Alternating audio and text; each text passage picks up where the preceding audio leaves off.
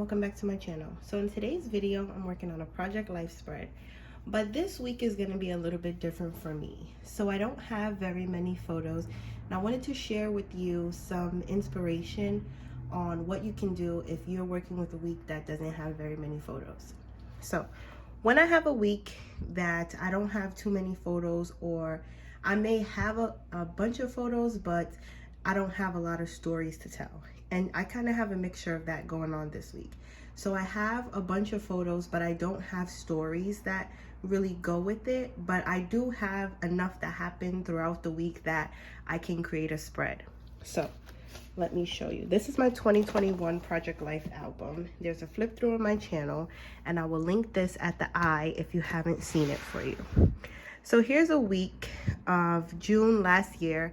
I was pregnant with my daughter, and I was not in the mood for taking pictures at all. So these two pictures actually come from the same day. These come from the same day. These come from the same day, and we watched this movie on this day. So I don't have a lot going on. There are just 3 days worth of pictures here, but I know that this week I was feeling a lot of emotions and getting prepared for the baby.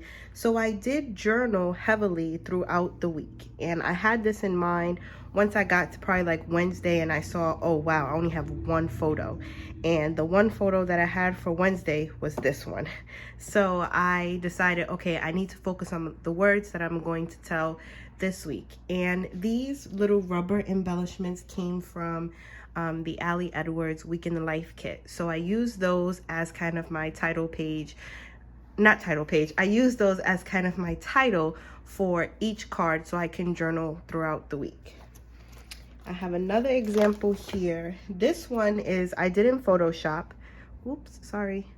This one I did in Photoshop, and basically I just drew a block of color, and I used this card, and I don't know which card I used. I think it's this card. I used this card and I pulled the colors from it, and I just wrote Sunday, Monday, Tuesday, you know, the days of the week. And then this is something that I was doing when I was pregnant with my youngest daughter. Every week I would include this your baby screenshot that you get from those pregnancy apps. So that took up my last space. So what I did was this week I had some stories to tell. So I had an old memory. My husband was leaving. We went out to eat. This is my last pregnancy photo. It was supposed to be my last pregnancy photo. So I have some stories to tell, but again, I don't have a lot of pictures. So that's why this week I had to focus heavily on the words and reflections and things like that. Here's another example after my daughter was born. This week, I just didn't have very many photos. These are, oops, her little butt is sticking out.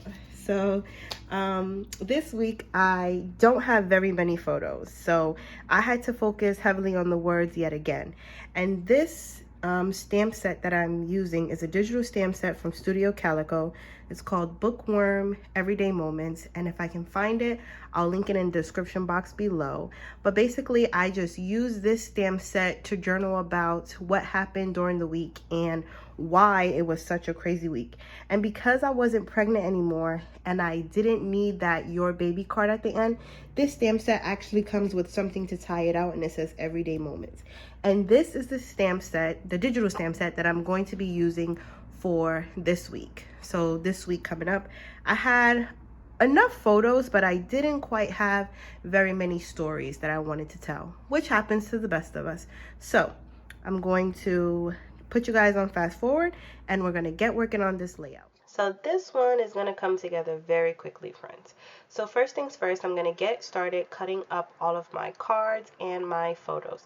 I do want to let you know that I have a Photoshop walkthrough tutorial of this spread.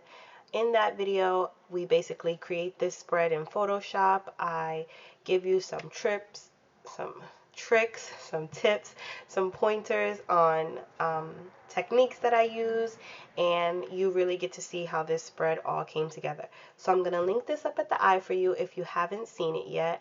I really enjoy watching other people's processes, and sometimes a lot of my process is a lot of my process does happen behind the scenes in Photoshop.